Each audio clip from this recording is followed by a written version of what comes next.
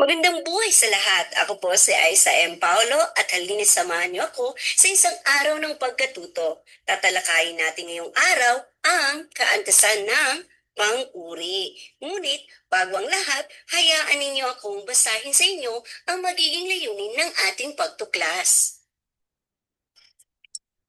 Ang mga layunin. Una, mabigyang kahulugan ang kaantasan ng pang-uri. Pangalawa, matukoy ang kaantasan ng pang-uri sa loob ng pangungusap. Pangatlo, maunawaan ang kahalagahan ng kaantasan ng pang-uri sa wika lalo sa paglalahad ng kaalaman. Magaling! Ngayon ay nalaman na natin ang mga layunin ng ating pagkatuto, kaya handang-handa na tayo para sa bagong kaalaman. Kaya, bigyan niyo ang inyong sarili ng thumbs up. Galing! Magpatuloy na tayo. Ngayon, tingnan ang mga larawan na makikita sa screen. Ilarawan ang mga ito. Ito ang unang larawan. Tama. Ang bundok ay maaaring nating mailarawan bilang malaki, berde, o mausok. Pangalawang larawan. Tama ulit. Ang aklat ay maaaring nating mailarawan bilang makapal o di kaya naman ay asul ang kulay. Ang pangatlong larawan. Ang galing! Tama ulit. Pwede nating mailarawan ng hardin bilang makulay o di kaya'y malawak. Ang pangat-apat na larawan. Galing! Sigurado ako nakuha ng tamang sagot. Ang salitang pwede nating magamit para mailarawan ang mag-ina ay masaya. Alam po ba ninyo na ang mga salitang naibigay natin ay mga salitang naglalarawan? Ito ang mga salitang naglalarawan sa tao, bagay, hayop, buo, o maging pangyayari. Ang tawag sa mga salitang ito ay pang-uri. Ano naman ang pang-uri? Ang pang-uri ay ang mga salitang naglalarawan sa tao, bagay, hayop, lugar, o pangyayari. Ngunit, hindi lang basta paglalarawan ang ginagawa nito. Mayroon din itong iba't ibang antas na nagpapakita kung paano nagkakaiba-iba ang tindi o level ng paglalarawan. Ang mga pang-uri ay nagbibigay ng kulay sa paglalarawan natin sa mga bagay, hayop, pangyayari at iba pa. Malinaw? Mahusay! Ngayon ay tunguin na natin ang tatlong kaantasan ng pang-uri. Una, ang lantay. Ang lantay ay tumutukoy sa payak na paglalarawan. Walang paghahambing. Simpleng salita lamang ito na naglalarawan sa pangalan. Narito ang mga halimbawa, ang mga salitang malaki, mausok, berde, at makapal. Kung gagamitin natin ito sa pangungusap, narito po ang mga pangungusap. Una, isang malaking bundok ang nasa aking harapan. Pangalawa, makapal ang aklat na dala ko. Pangatlo, mausok ang daan papunta sa amin. Mapapansin po ninyo na ang mga salitang naglalarawan ay naglalarawan ng pangalan sa simpleng paraan, hindi naghahambing o hindi nagmamalabis. Nakuha po ba? Magaling! Kung naunawaan, ay subukin niyong sagutan ang gawaing ito. May 1 minuto kayo sa pagsagot. Kung nahihirapang sagutin, maaaring pahintuin saglit ang video na ito para magkaroon ng sapat na oras sa pagsagot. Narito ang panuto. Tukuyin ang salitang pang-uring lantay sa pangungusap. Isulat ito sa inyong sagutang papel. Narito naman ang mga pangungusap. Kung handa na kayo, simulan na natin.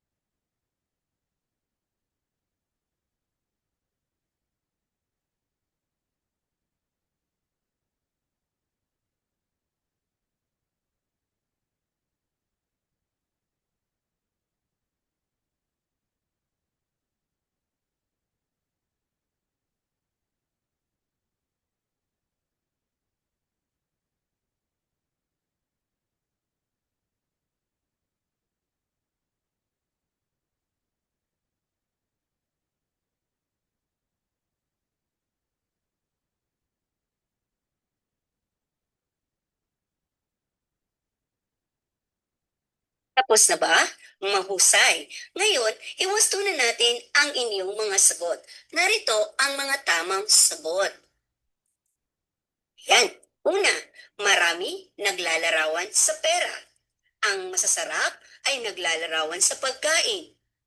Ang bulaklakin ay naglalarawan sa damit. Matayog naman ang naglalarawan sa salitang pangarap. At ang mabuti ay naglalarawan sa tao. Tama ang inyong mga sagot. Mahusay. Bigyan ng sarili ng malakas na yes. Yes! Mahusay. Talagang naunawaan ninyo ang pang-uring lantay. Dito naman tayo sa ikalawang kaantasan, ang pahambing. Ang pahambing ay ginagamit kapag may inihahambing na dalawang pangalan. Meron itong dalawang uri. Ang unang uri ay ang magkatulad o magkatimbang. Kapag pantay ang katangian ng dalawang bagay na pinaghahambing. Gumagamit ito ng mga salitang magkasing, sing, magkatulad, pareho, kawangis, kapareho, at iba pa. Ang pangalawa naman ay ang di magkatulad o di magkatimbang. Kapag ang dalawang bagay na pinaghahambing ay hindi pantay ang katangian. Ito ay gumagamit ng mga salitang mas, di gaano, di masyado upang ipakita ang hindi pantay ng dalawang pinaghahambing. Naunawaan po ba?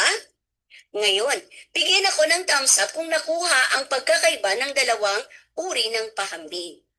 Mahusay. Narito ang mga halimbawa. Sa magkatulad o magkatimbang, una, kasing talino mo si Jose Rizal. Ang talino ni Rizal ay kapantay ng sayo. Pangalawa, ang bahay namin ay singlaki ng palasyo. Kung gaano kalaki ang palasyo, ganun din kalaki ang bahay ninyo. Pangatlo, katulad mo sa ganda si Maha Salvador. Ang ganda ni Maha ay kapantay ng sayo. Diba nakatutuwa naman? Dito naman tayo sa di magkatulad o di magkatimbang. Una, di gaanong malakas ang ulan ngayon kaysa kahapon. Pangalawa, mas masaya ang Pasko ngayon kaysa nakaraang taon. Pangatlo, mas masarap ang ulam kaysa kahapon. Makikita po natin na sa di magkatulad, pinaghahambing ang dalawang bagay. At merong nakahigit at meron namang di nakahigit. Naunawaan po ba? Mahusay. Kung naunawaan po ang ating pagtalakay sa magkatulad at di magkatulad na pahambing, maaari bang bigyan ako ng malakas sa palakpak? Mahusay.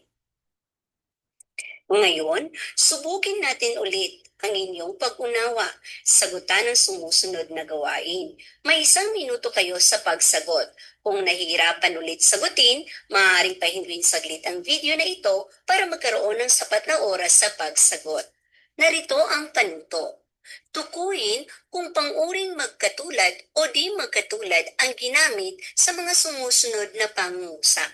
Isulat ang MK kung magkatulad at MD kung di magkatulad. Isulat ang sagot sa sagutang papel. Narito ang mga pangungusap. Ngayon, kung handa na kayo, simulan na natin.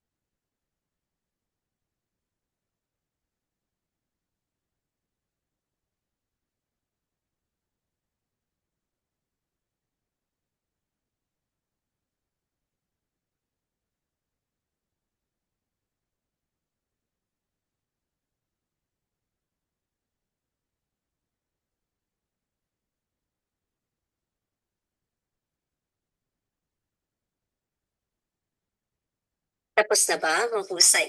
Ngayon naman ay wasto natin ang gawain. Narito po muli ang mga pangungusap.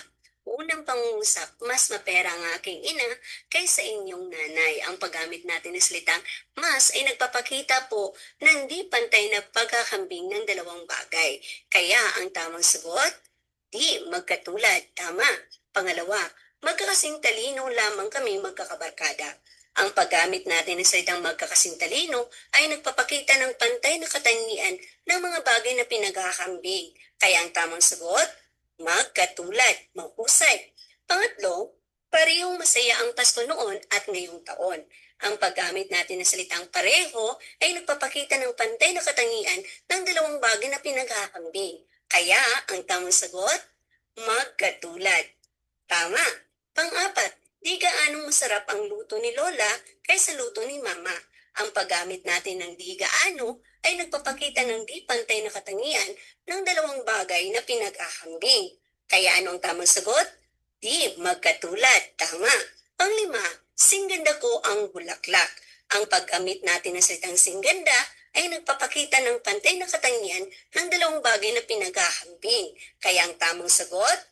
Magkatulad. Mahusay. Lahat ninyo nasagot ang mga pangungusap. Kaya bigyan ninyo ng malakas na yes ang inyong mga sarili. Yes! Ang galing ninyo. Mahusay, talagang naunawaan ninyo ang kaantasan ng panguring pahambing. Dito naman tayo sa panghuling kaantasan, ang pasukdol. Ang pasukdol ay nagpapakita ng pinakamataas o pinakamababa na katangian sa paghahambing ng tatlo o higit pang bagay. Narito ang mga halimbawa ng mga salita na pwede nating gamitin. Ang salitang pinakamaganda, saksakan, ubod ng talino. Para makita natin kung paano ito ginagamit sa pangungusap, narito ang mga halimbawa. Una, pinakamagandang babae sa buong mundo ang aking ina. Diba? Walang nakahigit sa kanyang ganda. Pangalawa, saksakan ng bait ang kaklase ko. Nasobrahan naman sa kabaitan dahil saksakan. Pangatlo, ubod ng talino ang aming guro. Napakatalino ng gurong iyon, paka-genius, di ba? Pang-apat, walang makahigit sa buti ng Panginoon. Totoo naman. Wala talagang makahihigit. Mapapansin po ninyo ang pagmamalabis o walang nakakahigit o nakalalamang sa bagay na ginamit o hinihahambing. Ito ang kaantasan ng pasukdol. Naunawaan po ba? Mahusay. Ngayon naman, upang matasa kung talaga bang natutuhan ng kaantasang pasukdol, subukin ninyong sagutan ang gawaing ito. May 1 minuto ulit kayo sa pagsagot. Kung nahihirapang sagutin, maaari pahintuin saglit ang video para magkaroon ng sapat na oras sa pagsagot. Narito ang panuto. Tukuyin ang salitang panguring pasukdol sa pangungusap. Isulat sa sagutang papel ang inyong sagot.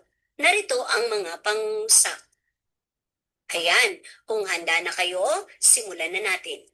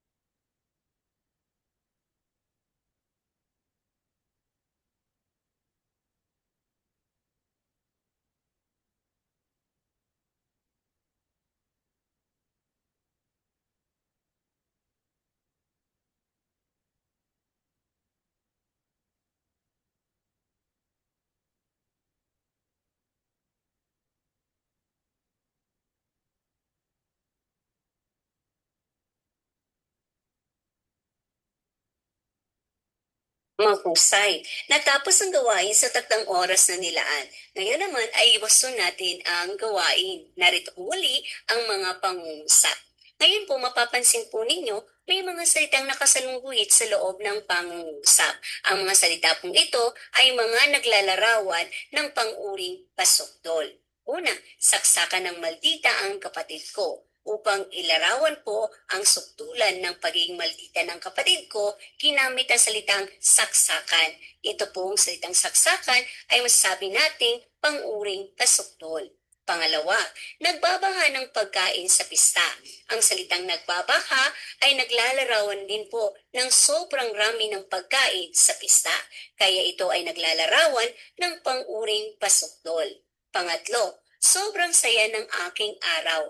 Ang salitang sobra ay isa rin pong uri ng panguring pasukdol na kung saan naglalarawan sa pagiging sobrang saya ng araw ng isang tao. Pang-apat, hari ka ng sablay. Ang salitang hari ay isang panguring pasukdol din. Ibig sabihin, walang nakahigit sa kanyang pagiging sablay.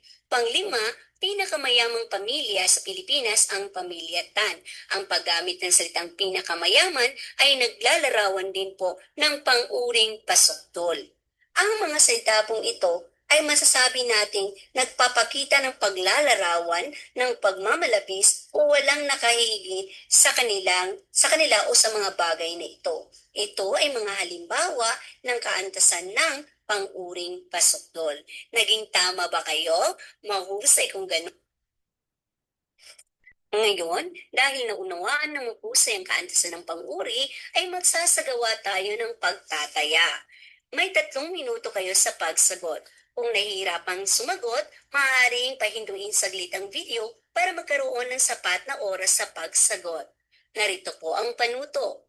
Tukuyin kung anong kaantasan ng pang-uri ang mga salitang nakasalungguhit sa loob ng pangungusap. Isulat ang titik ng tamang sagot. Ang pagpipilian: A. Lantay. B. Pahambing na magkatulad. C. Pahambing na di magkatulad. D. Pasuktol. Narito naman po ang mga pangungusap.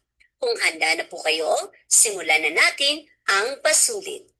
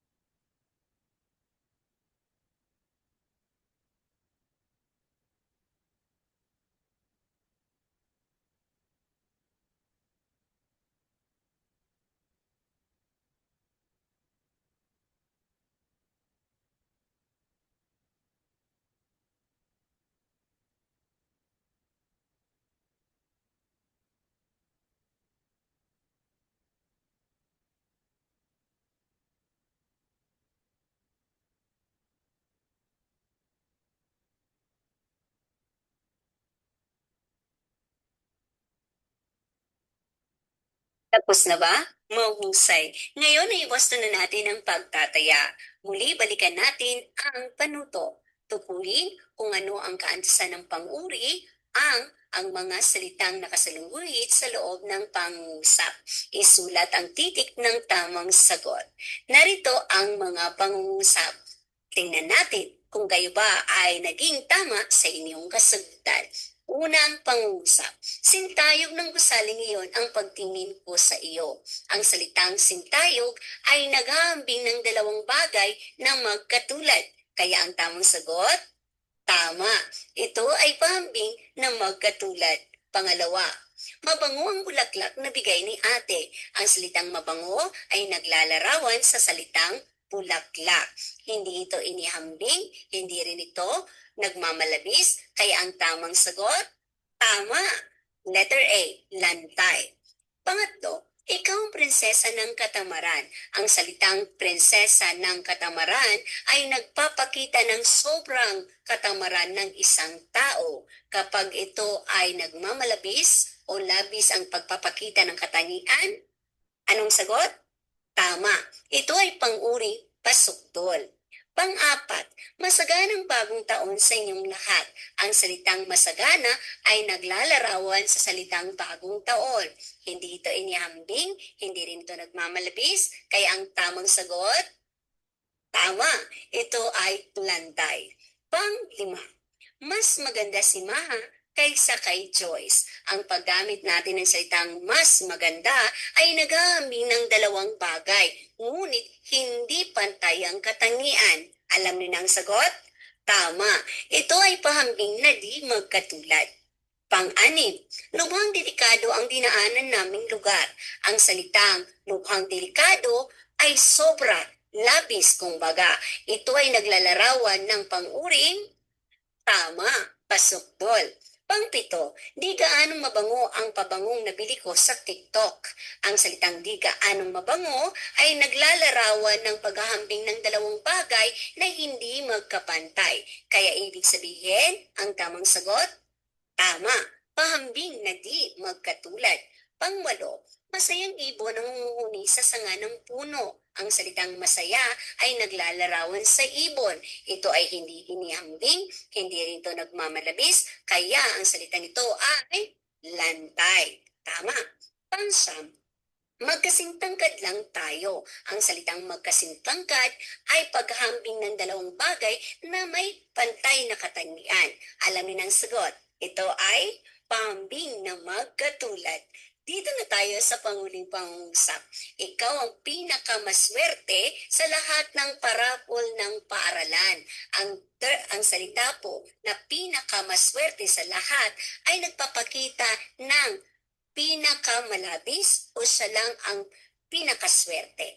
Yang salitang iyan ay naglalarawan ng tama, pang-uring pasukdol. Naging tama ba lahat ang sagot ninyo? Mahusay kung ganon. Kaya bigyan ninyo ng malakas na yes ang inyong sarili. Yes! Ngayon, alam niyo na ang kahulugan ng mga kaantasan ng pang-uri at natutukoy na rin ninyo ito sa loob ng pangungusap. Kaya, para sa inyong pagsasanay, subukin bumuo ng mga pangungusap gamit ang mga salitang nagpapakita ng kaantasan ng pang-uri. Maaari niyo itong ilagay sa comment section o maaari ninyong isend sa akin ng personal. Narito po ang panuto. Gamitin sa pangungusap ang mga sumusunod na salita na nagpapakita ng kaantasan ng pang-uri. Narito po ang mga salita. Simbilis, malawak, mas masama, higit, at matalino. Inaasahan ko po ang inyong sagot. Talagang naunawaan ninyo ang kaalamang binahagi ko sa inyo tungkol sa bahagi ng pananalitang pang-uri. Kaya, bilang paglalahat, tandaang ang kaantasan ng pang-uri ay tumutukoy sa iba't ibang antas ng paglalarawan na ginagamit upang ihambing ang katangian ng tao, bagay, hayop, lugar o pangyayari. May tatlong uri ito. Ang lantay na payak na paglalarawan at walang paghahambing. Ang pahambing na ginagamit kapag inihahambing ang dalawang pangalan gamit ang mga salitang mas, higit, o di gaano. Ang patakarang pahambing naman na naghahambing gamit ang tulad ng gaya ng sing at kasing upang ipakita ang pagkakatulad. At ang pasukdol na nagpapakita ng pinakamataas o pinakamatinding antas ng katangian sa paghahambing ng tatlo o higit pa. Sa kabuuan, ang kaantasan ng pang-uri ay nagbibigay linaw at kulay sa ating paglalarawan sa wika. Ayan, sana'y may natutuhan kayo sa ating pagtuklas. Dito ko na po tinatapos ang ating pagtuklas. Hanggang sa muling pagkikita, ingat!